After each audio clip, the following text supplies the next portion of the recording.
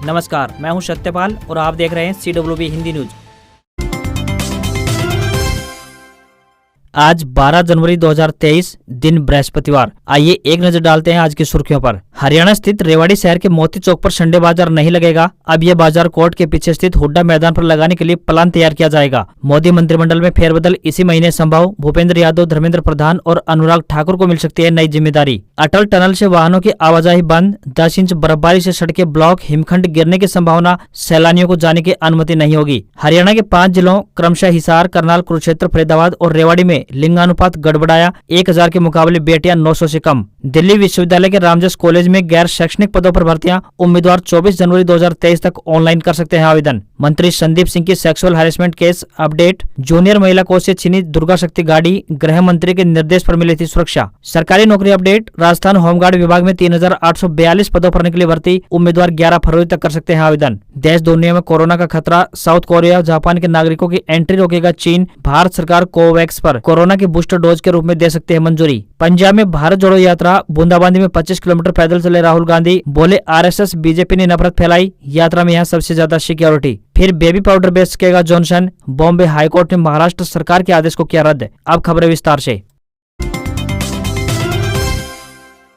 हरियाणा मौसम अपडेट। कड़ाके की ठंड से 3 दिन मिलेगी राहत। हल्की बूंदाबांदी की संभावना। कोहरा करता रहेगा परेशान। उत्तर भारत सर्दी की चपेट में है, लेकिन जनवरी का दूसरा सप्ताह दिल्ली NCR के लिए राहत लेकर आएगा। घने कोहरे के कारण सुबह 8:30 बजे तक हिसार, अंबाला व भिवानी में दृश्यता 25 मीटर तक रही। मौसम विभाग की माने तो अभी 3 से 4 दिन कड़ाके की सर्दी से राहत मिलेगी। ऐसा पश्चिमी विक्षोभ के असर के कारण होगा। इस कारण से पहाड़ से आने वाली हवाओं की दिशा बदल जाएगी और न्यूनतम तापमान में बढ़ोतरी दर्ज होगी। वहीं 12 जनवरी यानी आज हल्की बूंदाबांदी का अनुमान भी जताया गया है।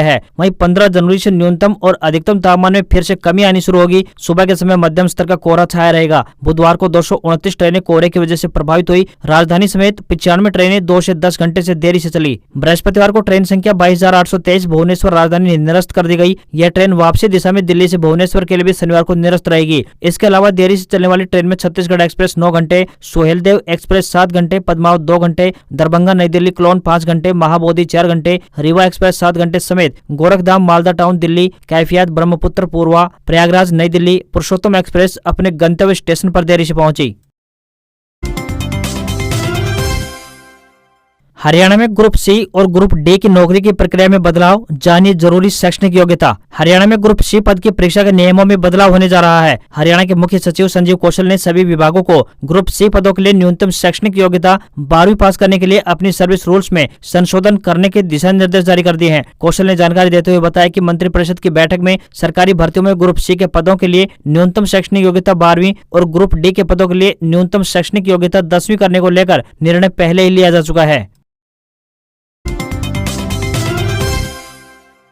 HPSC exam date sheet 2023 update. Haryana board की 10वीं व 12वीं परीक्षाओं की डेट शीट घोषित कर दी गई है। 27 फरवरी से होगी वार्षिक परीक्षाएं। हरियाणा विद्यालय शिक्षा बोर्ड की 10वीं व 12वीं की वार्षिक परीक्षाओं की डेट शीट घोषित कर दी गई है। ये परीक्षाएं 27 फरवरी से प्रारंभ होकर 28 मार्च 2023 तक आयोजित की जाएंगी। परीक्षाओं का तिथि पत्र बोर्ड की आधिकारिक वेबसाइट www.bses.org.in पर अपलोड कर दिया गया है। परीक्षाएं 27 फरवरी से प्रारंभ होकर 25 मार्च 2023 तक चलेंगी तथा सीनियर सेकेंडरी की परीक्षाएं 27 फरवरी से आरंभ होकर 28 मार्च 2023 तक चलेंगी। परीक्षाएं एक ही सत्र में दोपहर 12:30 बजे से लेकर 3:30 तक संचालित होंगी।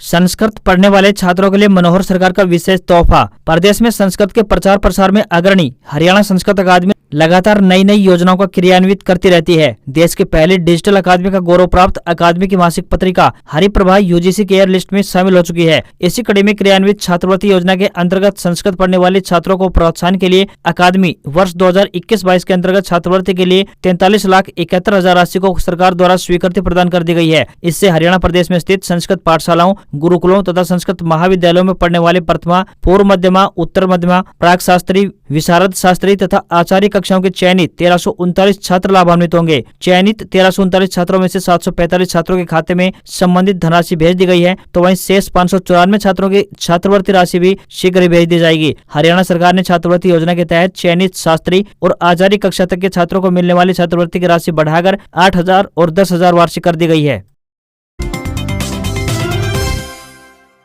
सरकार की मोहर। हरियाणा के 10 जिलों में श्री विश्वकर्मा कौशल विश्वविद्यालय की तर्ज पर इनोवेटिव स्किल स्कूल खोले जाएंगे। हरियाणा के 10 जिलों में श्री विश्वकर्मा कौशल विश्वविद्यालय की तर्ज पर इनोवेटिव स्किल स्कूल खोले जाएंगे। मुख्यमंत्री मनोहर लाल खट्टर ने बुधवार को चंडीगढ़ में आयोजित उच्च स्तरीय बैठक के बाद यह सहमति दी है। स्किल एजुकेशन के केजी टू पीजी मॉडल और नई शिक्षा नीति के लक्ष्यों के दृष्टिगत यह निर्णय लिया गया है। सभी जिलों में स्कूल स्तर पर स्किल एजुकेशन को बढ़ावा देने के लिए मुख्यमंत्री ने केजी से लेकर पीजी तक स्किल एजुकेशन के मॉडल को लागू करने के ये दिशा निर्देश जारी किए हैं। श्री विश्वकर्मा कौशल विश्वविद्यालय द्वारा प्रदेश में सबसे पहले शुरू किए गए इनोवेटिव स्किल स्कूल की तर्ज पर प्रदेश के सभी जिलों में इनोवेटिव स्किल स्कूल खोले जाएंगे। स्कूलों में स्किल एजुकेशन लागू करने में श्री विश्वकर्मा कौशल विश्वविद्यालय द्वारा तैयार किए गए मॉडल को लागू किया जाएगा। श्री विश्वकर्मा कौशल विश्वविद्यालय में ऐसे सभी स्कूलों का संचालन करेगा और नवाचार की श्रेणी में सीबीएसई उन्हें मान्यता देगी। यह अभिनव प्रयोग हरियाणा की स्कूल एजुकेशन में मील का पत्थर साबित होगा। स्किल इनोवेटिव स्कूल खुलने के बाद रोजगार के नए मार्ग प्रशस्त होंगे। विषयों की बात करें कि इसमें कौन से विषय शामिल होंगे। स्किल सेट में आईटी, ऑटोमेटिव, एग्रीकल्चर और textile design, artificial intelligence, beautiness wellness, design making, financial literacy, handicraft, mass media, health care, physical activity trainer, food production and security जैसे विषय शामिल होंगे।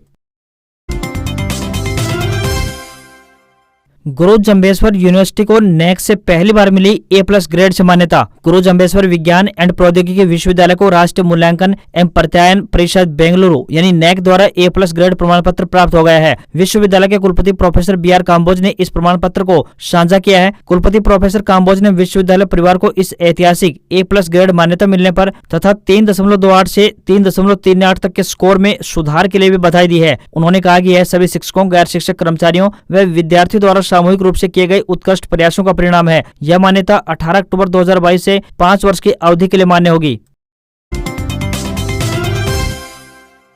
किसानों को बड़ी राहत। इन काश्तकारों को मालिकाना हक देने के लिए हरियाणा सरकार बना रही है नया कानून। हरियाणा के मुख्यमंत्री मनोहर लाल ने किसानों को बड़ी राहत देते हुए कहा कि प्रदेश सरकार जुमला मालकान, मुश्तरका मालकान, सामलात दे व जुमला मुश्तरका मालकान व आबादकार, पट्टेदार, डोलीदार, बुटमीदार व मुकरीरदार व अन्य काश्तकारों को मालिकाना हक देने के मामले का स्थायी हल निकाला जाएगा। इस विषय में प्रदेश सरकार नया कानून बना रही है। मुख्यमंत्री ने यह जानकारी उनके आवास संत कबीर कुटीर पर उनसे मुलाकात करने आए भारतीय किसान यूनियन के प्रतिनिधियों के साथ हुई बैठक में दी है। बैठक में कृषि एवं किसान कल्याण मंत्री JP दलाल भी उपस्थित रहे। प्रतिनिधियों ने बैठक में अपनी कई मांगे रखी जिन पर सहमति बन गई और इसके लिए प्रतिनिधि मंडल ने मुख्यमंत्री व कृषि मंत्री का आभार व्यक्त किया। साथ ही मुख्यमंत्री खट्टर ने कहा कि जो किसान वर्षों से ऐसी जमीनों पर मकान बनाकर रह रहे हैं या खेती कर रहे हैं उनके साथ किसी भी प्रकार का अन्याय नहीं होगा, उनसे जमीन नहीं छुड़वाई जाएगी। लेकिन सरकार ने सख्ती की है ताकि इस प्रकार का कोई नया अवैध कब्जा न हो सके।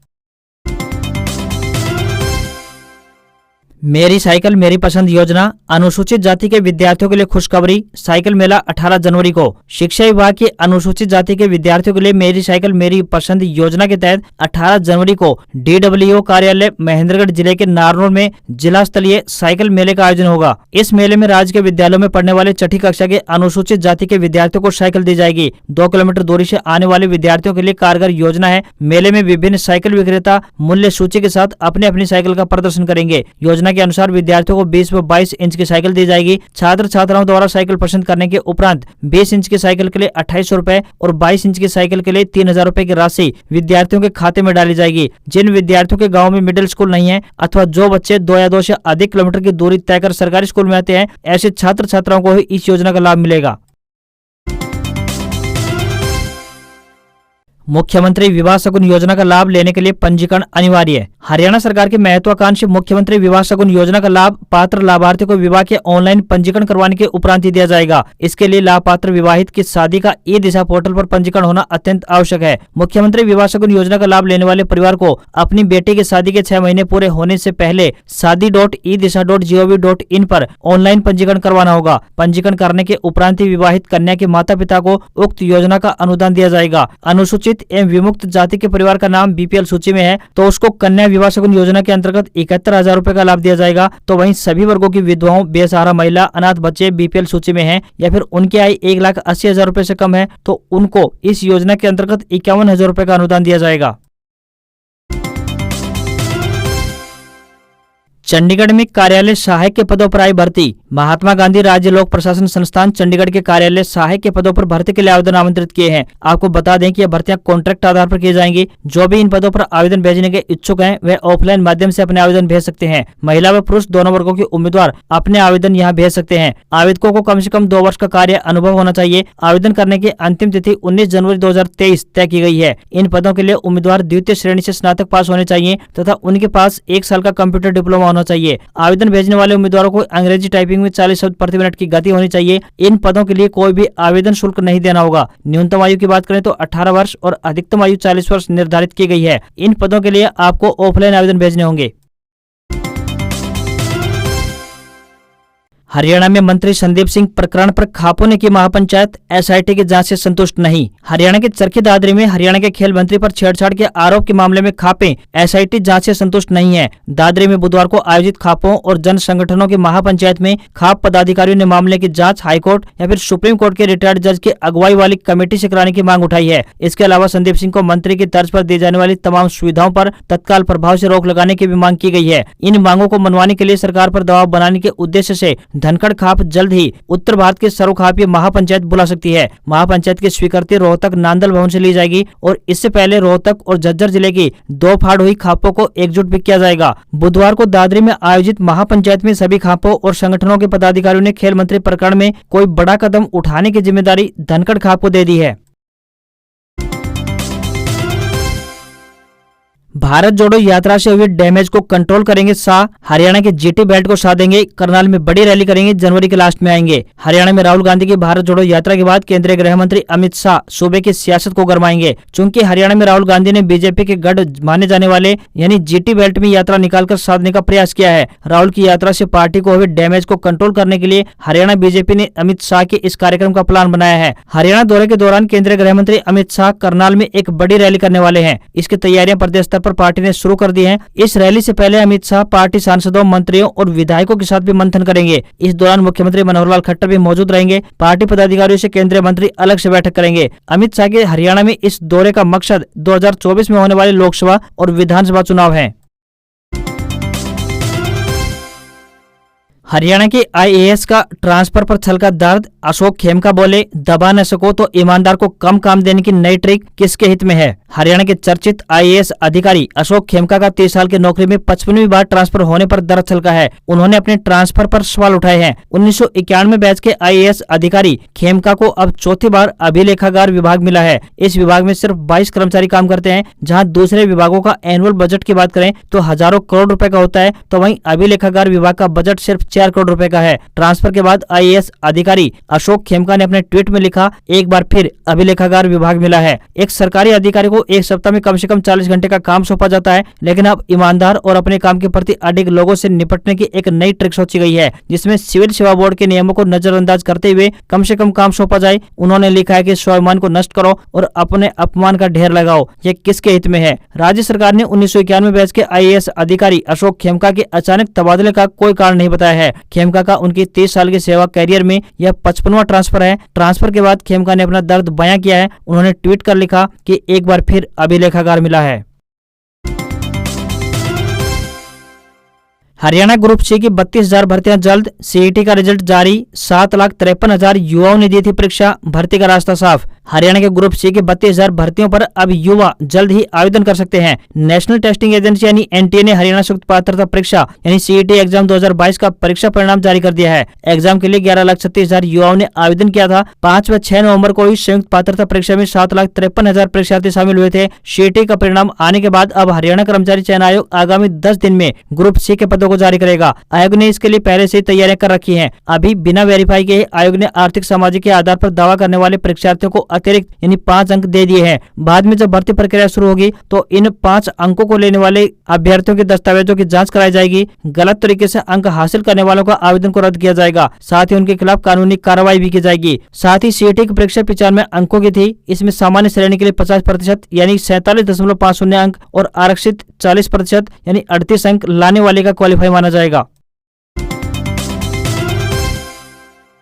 Amazon Great Republic Day Sale 2023 update. इस तारीख से प्रारंभ होगी रिपब्लिक डे सेल। टीवी पर 65% तो वहीं स्मार्टफोन पर 40% तक मिलेगा discount. Amazon Great Republic Day Sale 2023 का इंतजार कर रहे खरीदारों के लिए खुशखबरी है। अमेजन ने सेल की तारीख घोषित कर दी है। इस साल रिपब्लिक डे सेल 17 जनवरी 2023 से शुरू हो जाएगी। हालांकि इससे पहले कंपनी ने 19 जनवरी से सेल शुरू करने की बात कही थी, लेकिन इसका शेड्यूल बदलकर इसे अब 17 जनवरी से शुरू कर दिया जाएगा। सेल 20 जनवरी तक चलेगी। प्राइम मेंबर्स के लिए सेल 24 घंटे पहले शुरू हो जाएगी, यानी प्राइम मेंबर 16 जनवरी से ही अमेजन सेल्स का लाभ उठा पाएंगे। इस साल अमेजन के यूजर्स के पास रिपब्लिक डे सेल में smartphone, electronic item, TV appliance और अन्य सामान पर भारी छूट पाने का मौका होगा। सेल में मोबाइल फोन पर 40% की छूट, टीवी अप्लायंस पर 65% की छूट, अमेजन ब्रांडों पर 70% तक की छूट और बहुत कुछ शामिल होगा। जो लोग लेटेस्ट स्मार्टफोन खरीदने का इंतजार कर रहे हैं वे iPhone 14, OnePlus Nord CE, Realme Narzo 50, Realme Narzo 50 plus और अन्य पर जबरदस्त ऑफर पा सकते हैं। वहीं OnePlus, Samsung, Realme, Xiaomi, Vivo, Oppo और अन्य ब्रांड पर भी ऑफर मिलेंगे। वहीं एक अन्य खबर पर नजर डालें तो सराफा बाजार में बुधवार को सोना 89 रुपए बढ़कर 56,126 रुपए प्रति 10 ग्राम पर बंद हुआ। तो वहीं चांदी की बात करें तो 673 रुपए बढ़कर 69,218 रुपए प्रति किलोग्राम पर पहुंच गई। वहीं $1 का रेट 81 रुपए 61 पैसे के स्तर पर पहुंच गया। आज खबरों बस इतना ही। देखते रहिए CWB हिंदी न्यूज। नमस्कार।